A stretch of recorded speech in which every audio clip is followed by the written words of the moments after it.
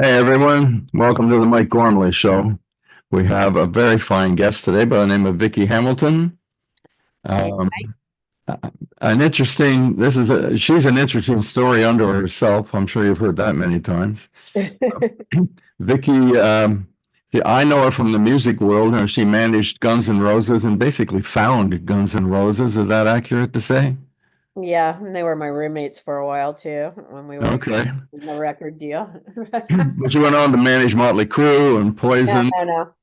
I was And, a management consultant for Motley Crue. They were first. That was oh, okay. 81. Yeah. The I want to mention that what we're going to get into eventually is a really cool book that's just coming out by Vicky, and it's a book of poetry. And I didn't know, I wasn't expecting that when it arrived, and I said, "There's poems in here." But they were great, and we'll get to those a little later. But if you don't mind, I'm sure you've talked about it a million times, but just life in the 80s and 90s in LA and with these particular bands, there's got to be craziness involved. Is that fair to say? Yeah. I mean, the 80s were the era of excess. And as my friend Iris Berry always says, if you remember the 80s, you weren't really there. So, That's right. Yeah. Right. And so let's just go back to Guns N' Roses. I believe that was the start for you, wasn't it? I mean, I know you were doing things before that, but they were, um, I moved to LA in 1981 and I worked at Licorice Pizza Record Store, and that's when I met Motley Crue. And I became a management consultant to Motley Crue, and then I was a consultant to Stryper, the Christian rock band. Mhm. And I became an agent, and that's when Axel and Izzy walked into my life. They wanted me to like book them gigs, but I sort of got them gigs and then turned into the manager. That was when they were Hollywood Rose. And then when Slash joined, they became Guns N' Roses, and I was the manager then. Mhm. Um, were the bands signed at that point, or you were trying to get them signed, the different ones? No, Guns N' Roses were shopping a record deal, and the bidding war broke out as they were like living with me in West Hollywood. So it was very memorable. I'll bet. I'll bet. What was like being in the middle of all of that? I want to say turmoil, but I wasn't there, so I don't know if it really was turmoil, but it was a lot of activity. Yeah, I would say turmoil and just insanity. It was like I had just moved into this apartment in West Hollywood. I barely had any furniture. I didn't even have a refrigerator yet. And they were like sleeping in sleeping bags on, the Barber carpet. And I was sharing the bedroom with Jennifer Perry, who at the time was like the Booker of the Troubadour. So it was like all of us in one, a one bedroom apartment basically. Mm. So there's four guys in the band at that point? There were five, but Duff never lived there. He lived with his girlfriend, but I did live with all the rest of them at some point or another. And That's also right like catty corner of the Whiskey a Go-Go. So not only was it like all their mayhem, it was like the whole Sunset Strip as well. right in the middle of it. Right in the middle. Yeah. And the Sunset Strip had its roller coaster ride from the 60s on, but this particular period of time, it was a pretty high profile because of the bands that were coming out from the different clubs on the strip, right? Yeah. I mean, everybody was moving to Hollywood in the mid 80s. I mean, you know, Mhm. like you could almost see them coming as like, carnival barkers like down the street. And that was because of the bands and everything the things that were going on here. Yeah. Yeah. Everybody wanted to be a part of it.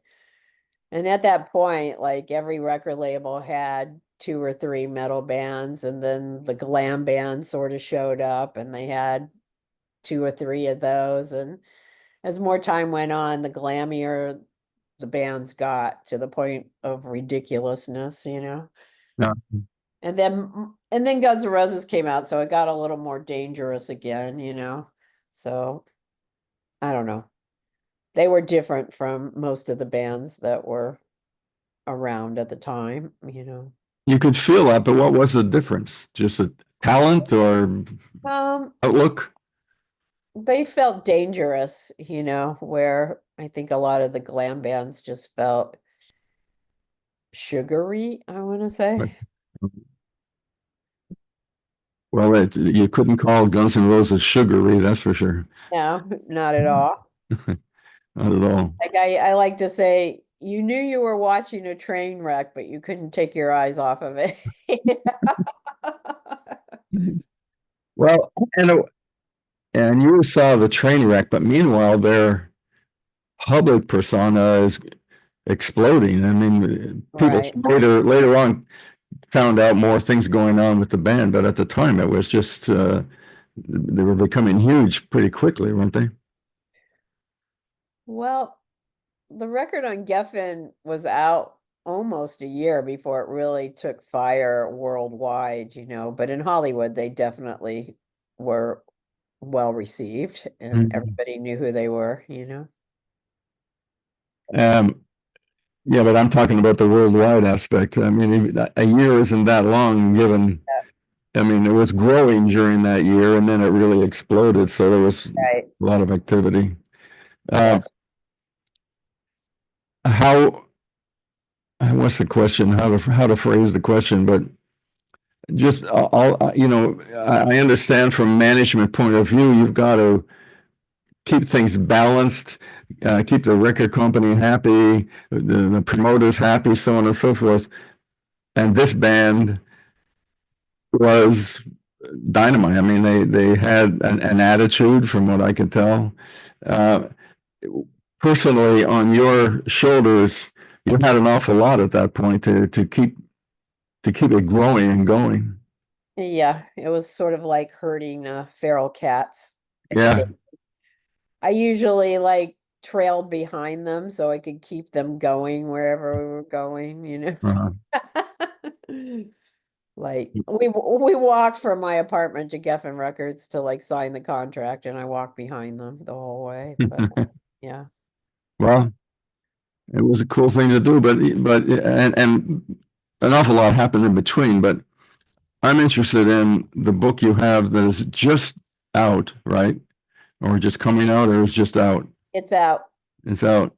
I did my launch party on Thursday was the release date. So Right.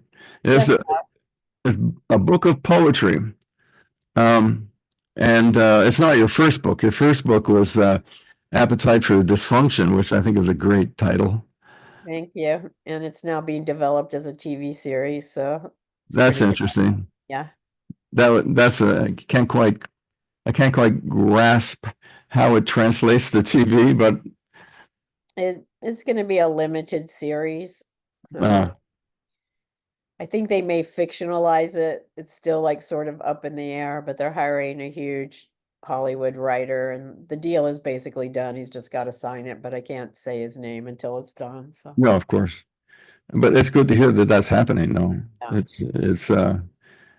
Uh, it's it's an incredible story. Is the band involved at all? no, No, or any no. band?